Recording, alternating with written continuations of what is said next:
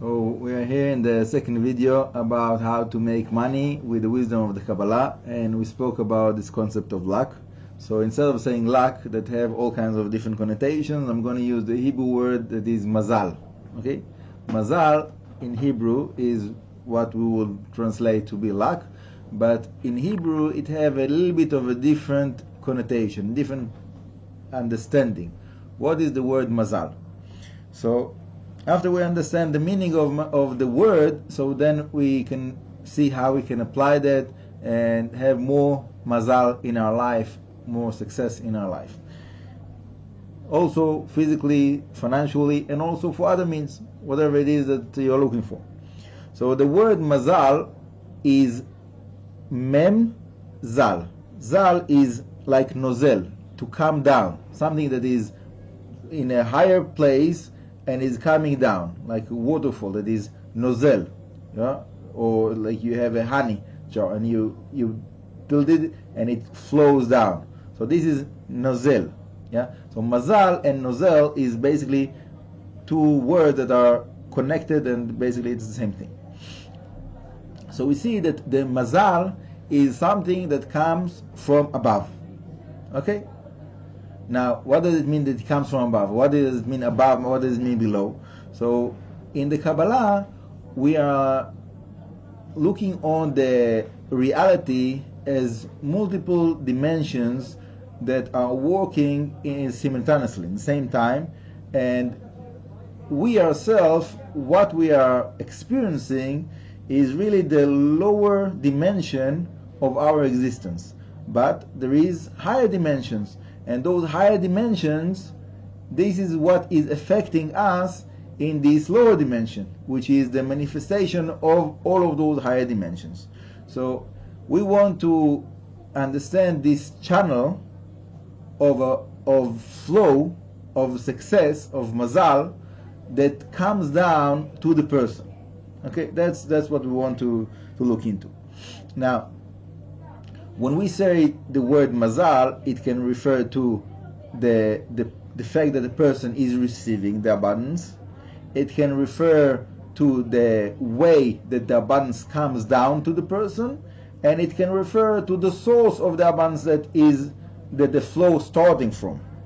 Okay, and obviously it's not within that channel, within that line of abundance that comes to the person. There is many stations, and each one of them can be called mazal. So when we are looking on the sources of the ancient Jewish scripts of Kabbalah, so we see the word mazal that is used for many, many different things. There are many stations of that channel will be called mazal.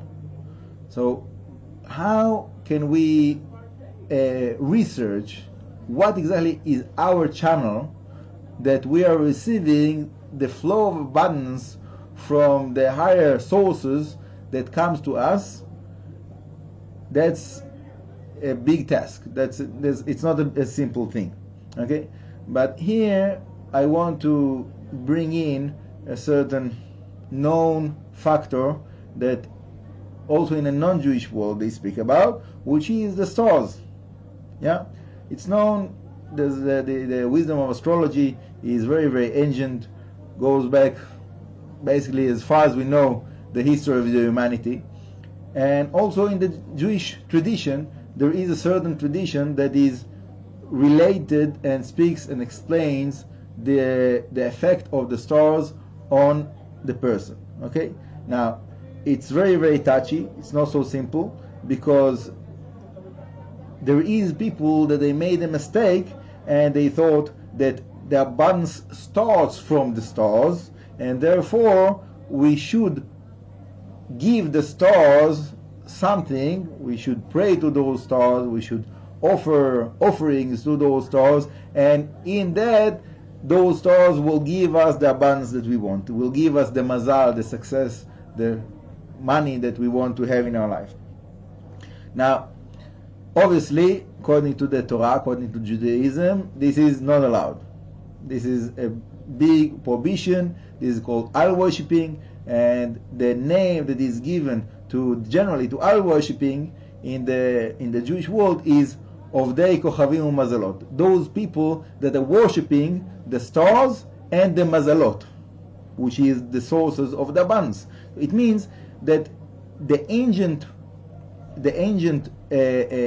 idolatry of the ancient world, of the pagan world, was connected to true essence that is spoke about in the Torah, but they twisted to in a way that it will become to be forbidden way, to the way that they were trying to apply those principles.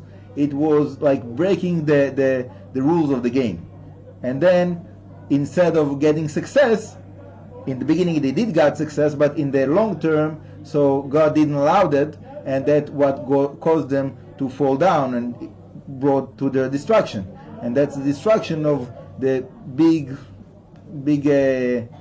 civilizations that we know about, that were in the beginning they were very successful, and then in some point God said enough is enough and we have to stop this show, and then this nation went off the map basically.